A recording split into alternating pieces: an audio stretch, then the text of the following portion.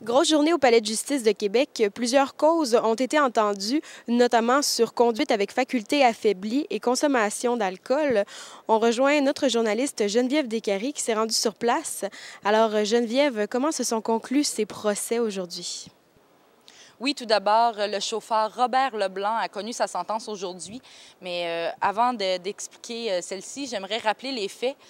Tout d'abord, le vendredi 30 mars dernier, M. Leblanc a conduit avec les facultés affaiblies sur le boulevard Laurier. Il était alors sous l'influence de méthamphétamine. Il revenait de Calgary et se dirigeait vers le Nouveau-Brunswick. Il a alors conduit en zigzagant entre les voitures et en roulant sur les terre-pleins. M. Leblanc avait pris la fuite lors de l'arrivée des policiers qui ont pu découvrir 8 comprimés de méthamphétamine dans la voiture. Il a été arrêté peu de temps après. Il a été condamné ce matin à une peine de détention discontinuée au Nouveau-Brunswick, donc un 3 mois à purger seulement les fins de semaine. Il est également condamné à verser 2 000 $ d'amende, à une probation de 3 ans et il s'est vu retirer son permis de conduire pendant 2 ans.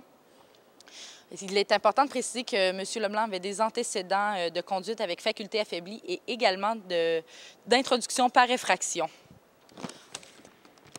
Ensuite, le procès de Marie-Camille, 26 ans, également accusée de conduite avec faculté affaiblie, a pris fin aujourd'hui. Le 5 février dernier, pour rappeler les faits, elle conduisait avec de la drogue et de l'alcool dans le sang.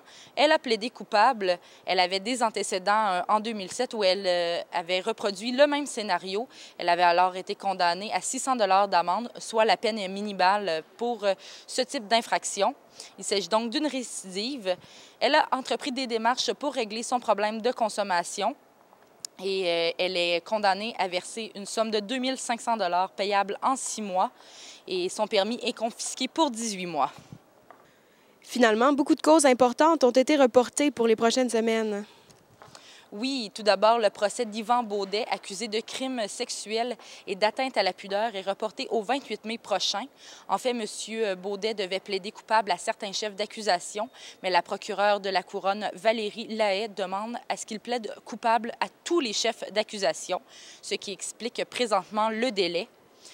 Également, le procès de Brian Gagné est également reporté au 11 avril prochain. Il s'agit d'un procès pour meurtre, pour trafic de substances illégales et pour possession de drogue et de substances illicites. On devrait connaître plus de détails au cours des prochaines semaines. Et finalement, le procès d'Eugeniu Florian Raducanu et de Florian Eugeniu Raducanu, deux frères, a également été reporté. Il s'agit d'un procès pour vol de carte de crédit, pour vol qui ne dépasse pas 5 000 $ et pour possession et utilisation de cartes de crédit à des fins de trafic, comme je le disais. Donc, pour ces deux dernières causes, on devrait avoir davantage de détails au cours des prochaines semaines. Je vous reviendrai à ce propos. C'est ce qui fait le tour des événements de la journée ici au Palais de justice. Merci beaucoup, Geneviève. Merci, Véronique.